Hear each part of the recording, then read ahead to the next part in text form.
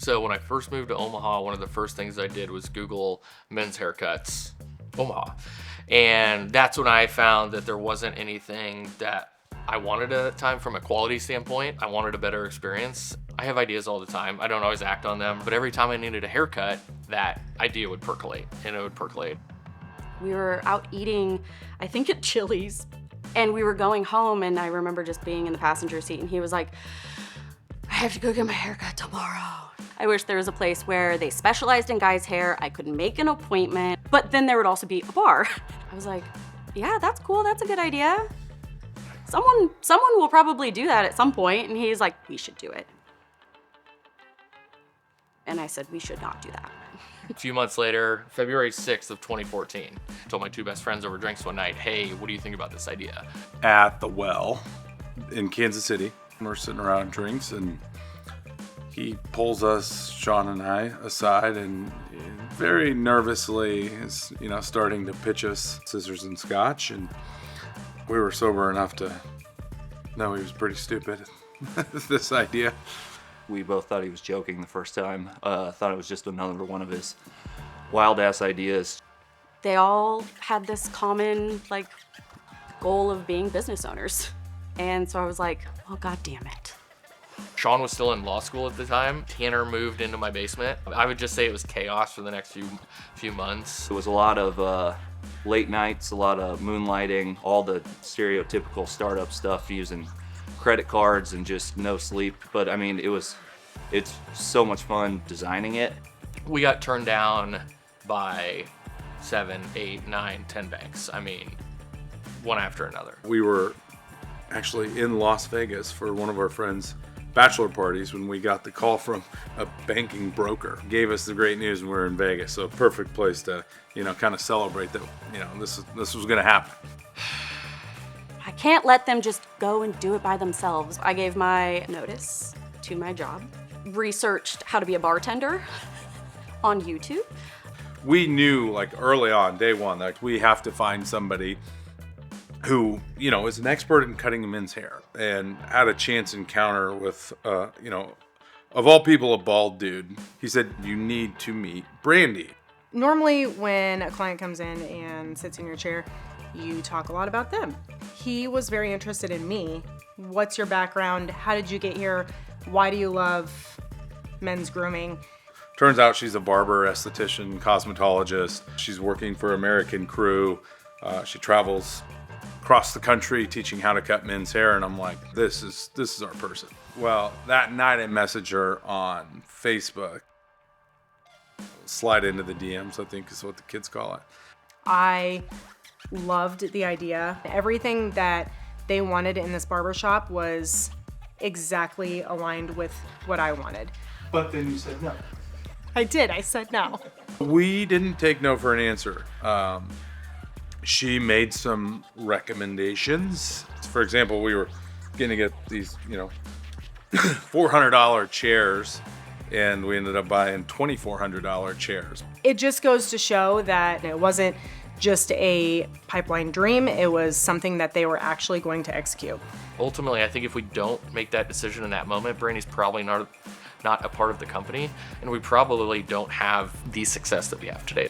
Even though we weren't knocking it out in terms of revenue and number of appointments, the quality was there, and we were refining our processes. I mean, every single day was a microscope to everything.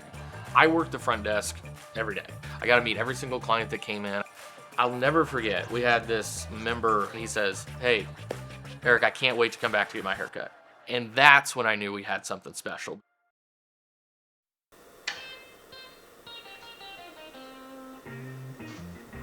Took off. And then 3rd, 4th, 5th, 6th, 7th, now we're 30 plus. I cannot wrap my mind around that.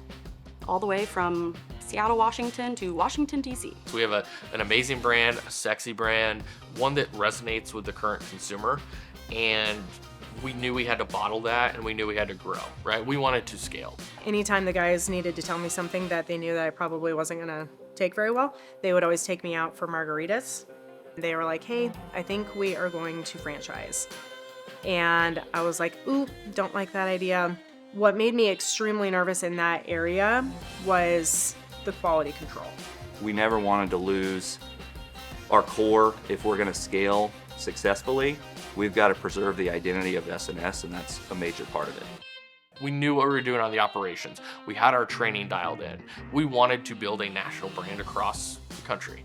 To be able to put together a concept and offering and have enough buy-in from our early franchisees is going to be something that I'm never going to forget. The consistency of the brand across, 34 locations and maintaining just that brand integrity, something that we took a lot of pride in building.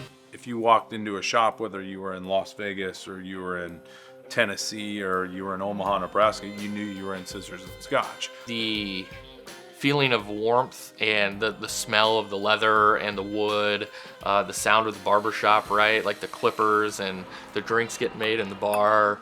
You could feel the energy. We want you to look forward to it and leave feeling calm, feeling confident. That all starts with the feeling that you get when you walk in. To drive culture at scale, you really need people that believe in it. And that's what I think is really cool to see, is that while culture evolves, core values, mission statement, that goes with you.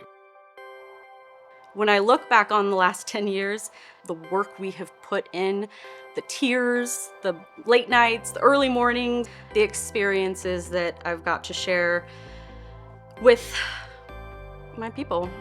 I mean, I'm proud of so much. Being around so many cool people coming from a really diverse set of backgrounds and getting to see them actually thrive within the platform that we've helped create has been really, really rewarding. I'm proud of the impact we've had on clients' lives and our team's lives. To see our team members get married or buy their first car, buy their first house, that's really cool. I didn't ever expect that.